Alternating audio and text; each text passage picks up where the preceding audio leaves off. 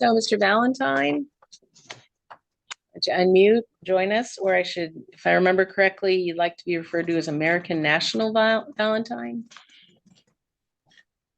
Present.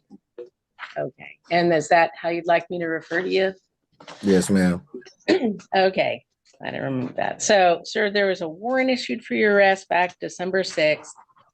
You had posted bond on the previous warrant. We had a hearing, and that's what we're here about, is we're still pending trial. And you weren't, the pretrial services violation, that's right. We've got a positive UA from November 1st for THC and cocaine, November 20th, a dilute one, but concerned about THC and cocaine, November 22nd, a UA positive for cocaine. So that's why we're here today. And I remember in the past that you were representing yourself. Is that still your intention? Yes. Okay. So let me turn to the status to this warrant issue, and then I'll turn back to you. And Mr. Weston? Your Honor, this time the state would be asking that the current bail be increased to $10,000. It was previously, the state previously asked that amount at arraignment. The court previously imposed $15,000. That somewhere throughout the process, the court decreased the bail to $5,000. He posted the bond for that amount, and which I believe he was released on October 29th. And within a month, we have all these pretrial violations. And so the state has substantial concerns about him not following the release conditions that he's required to follow, especially being on pretrial release for DUI. And so the state's asking that the court impose $10,000 bail at this time, and that he either posted or turned himself in. So, Mr. Valentine? So I object the state motion. The release conditions that were set were not returned. Ooh. I can hear you. I can. Okay. Yeah, the release conditions that were set were not returned to its original state. The release conditions were only changed because the 3 charges were added. And once the 3 charges were dismissed, our release conditions were supposed to be returned to personal recognizance. There was other individuals when I was in custody that were in the same situation. The state brought charges against them, but the state didn't have the physical evidence yet, and they released those individuals on their personal recognizance and waited for the results, for the evidence to pursue those charges. But with me, the state is being prejudiced and tried to keep me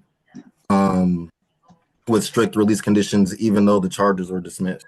I'll come back to you, Mr. Valentine, but let me ask that particular question of the state here. So is the state ready to go forward to trial? You have all the evidence, all the discovery on this matter, or is there toxicology reports that are pending, or?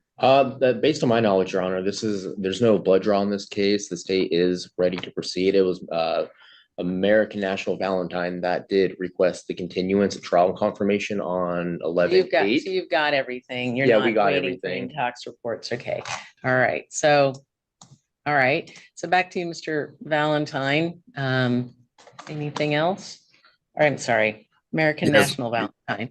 The state was awaiting the toxicology report for case number 4A0027328. Those 3 charges that were added on to the case was the reason why I was in on the ankle monitor and working with friendship services. And so since those charges were dropped, I'm only on the case for my DUI, my first DUI. I never had any previous DUIs. It's my first DUI. I was only brought into custody for the extra charges that were added on, and those charges were dismissed.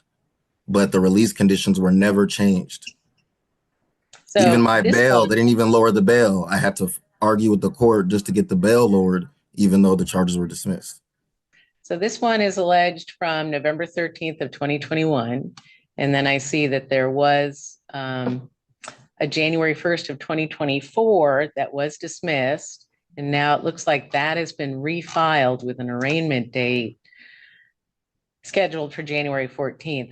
Don't know if you've gotten that in the mail yet Yes, or I have. not. Yes, I Okay, have. so, all right, so you're right. These conditions are only about the case alleged from November 13th of 2021. Gotcha. All right. And that's the court order on that matter. 1A730693 was the pretrial services requirement and the requirement of sobriety. All right. So you're saying that, and tell me if I'm wrong, you're saying that I should release you, set this on for trial, and what about conditions of release?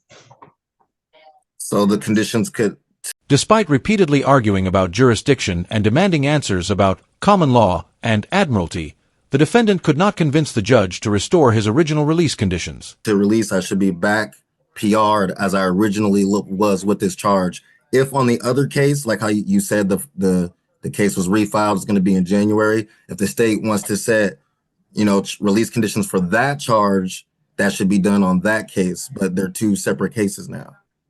All right. Does that make sense? Yep, it does. And there was, all right. I guess I don't agree with you. There was a request to October 28th to change the release conditions, and that was denied. I guess that was me from the court's docket. That's what I'm reading. And so that was considered already, and that was denied. So, and now I have these allegations from pretrial services. So, all right, Mr. Valentine,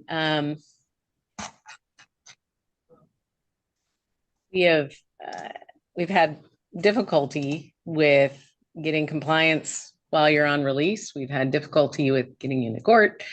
And so I am going to increase that bail amount because 5,000 apparently isn't working. And I don't know what else to do. Pretrial services supervision isn't working. And so at this stage, a 10,000 cash or bond bail needs to be posted. You're appearing on Zoom. So either post that 10,000 cash or bond bail by Friday at 3, or you're in custody by Friday at 3. So you make that decision. And then we'll have a hearing I'm going to set this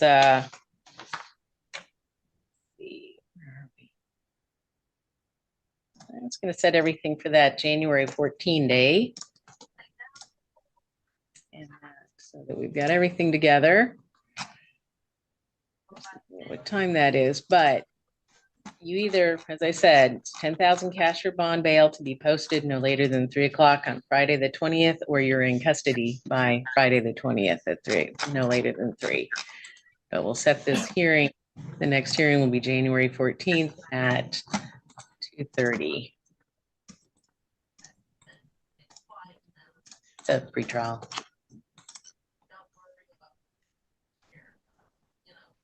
So, any questions about your obligation there?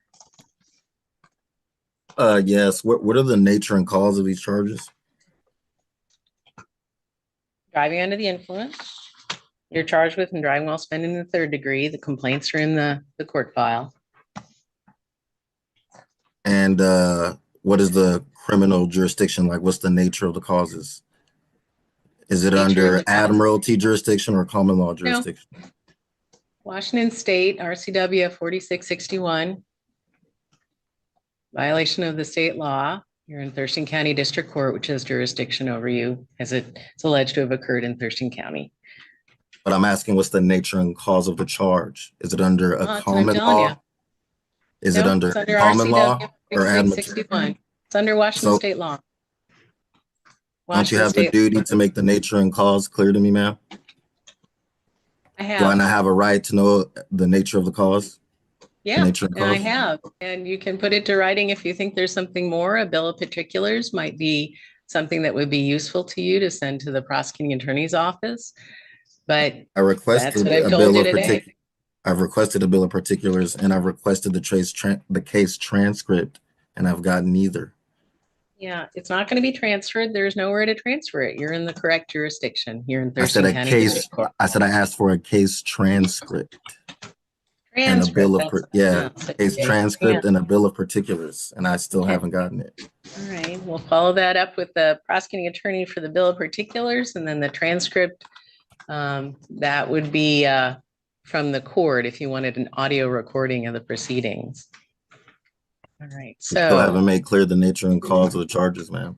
all right, well, I think I have. So you're to turn yourself in to Thurston County Corrections no later than tomorrow by 3 p.m. or you can post 10,000 cash or bond. We'll have our next hearing January 14th, 2:30. And you stay clean and sober and law abiding, and you're still on pretrial services supervision if you're out of custody and you comply with them. So is the prosecution under common law or under admiralty? We're not going to go in circles here. You have I'm an just asking obligation you to be. I'm just asking you I as understand. my I've right. Is it answered. not my right to know the nature and cause of the charges? Yep. I've answered so- you, Mr. so Valentine. which one- I'm not going to go in circles. You're in custody by Friday or post 10,000 cash or bond. We'll see you January 14th. That's all for today. So why can't we go back to the original release conditions? I've already made that ruling, sir. And it was a void ruling. It's a void judgment. So long, Mr. Valentine. We've talked. Be in custody by Friday or post your 10,000 cash or bond. We're done here. So you're not going to honor your oath to We're uphold done, the Mr. Constitution. Valentine. I'm honoring my oath and I've done exactly what I'm to do by state law and Constitution. You haven't made simply clear the disagree. nature. You haven't We're made done, clear the Mr. nature and cause of Valentine. the charges, ma'am. Please mute Mr. Valentine. I don't want him to say something that would be untoward for him. So we're done, Mr. Valentine. Turn yourself in by Friday or post your bond. The judge concluded that multiple pre-trial violations showed that supervision wasn't working, doubled the bond to $10,000, and ordered the defendant to either post bail or surrender himself to custody.